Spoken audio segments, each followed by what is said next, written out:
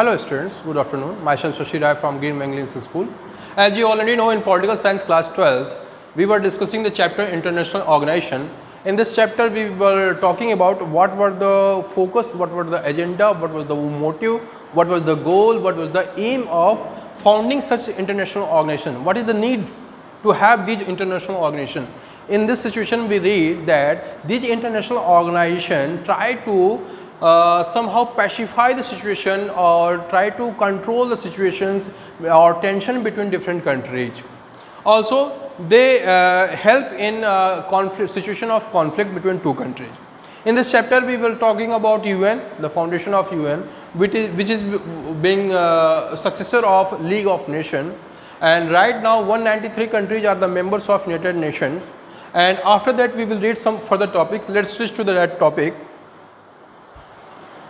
Yes, student. We understand why international organization, why we need international organization. After that, we talk about the UN. Yes, in the very next chapter. Yes, the evolution of UN. The UN was founded as a successor to the League of Nations. It was established in 1945, immediately after the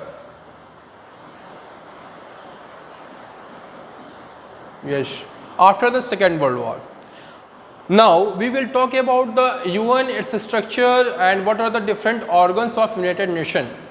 As you can see in this particular picture, United Nations system and principal organs of United Nations, in which the very first one is the Security Council, and after that we have the General Assembly, and then after International Court of Justice, and then Secretariat.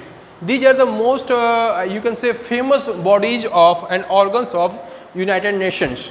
And also there are two more bodies, organs of United Nations, that is Economic and Social Council as well as the Trusteeship Council.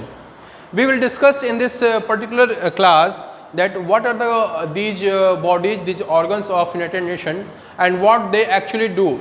The Security Council, 15th member, the 5 permanent member with veto rights, that is, as we have already discussed that UK, USA, Russia, China and France, they are the having permanent seat in the Security Council.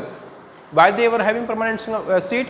Because they belong to Allied forces in Second World War. That's why they were having permanent seat. And after that, China, as they already wanted some country in Asian region to be the part of permanent, or who can be called the permanent member of Security Council, that's why India has voted for China to become the permanent member of this Security Council. After that, we have International Court of Justice. In this International Court of Justice, there were 15 judges elected for 9 years. Right now, from India, there is a person who is member of International Court of Justice. Kindly name him. If any one of you know, please mention his name. Who is the right now Indian member of International Court of Justice? I can give you a hint, or you can say a link, that he is from Maharashtra. Now, please comment me what is the name of that member who belongs to India, is the member of International Court of Justice. Now, the next thing is Secretariat, international staff servicing of other principal organ, headed by the Secretary General, who is appointed by the General Assembly on the recommendation of Security Council 5-year term. 5-year term. Yes, student. After Secretariat, we have the General Assembly. They are right now 192 members are members of this General Assembly. They work and function as a Parliament of international level. Right now, these international organizations, they work as a supranational.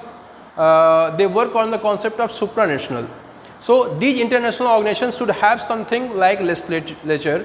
That's why they have formed an organ that is named as General Assembly. And right now, the UN members are 193, but the General Assembly members are 192 as per the book is given. What I am telling you is as per the book. Is that now they have 192 members in General Assembly. After that, we have Economic and Social Councils. UNESCO is the outcome of this Economic and Social Council. As you already know, UNESCO works for the education and social welfare. In the same way, this organ, UNESCO Economic and Social Council, is made for welfare of the people and especially children.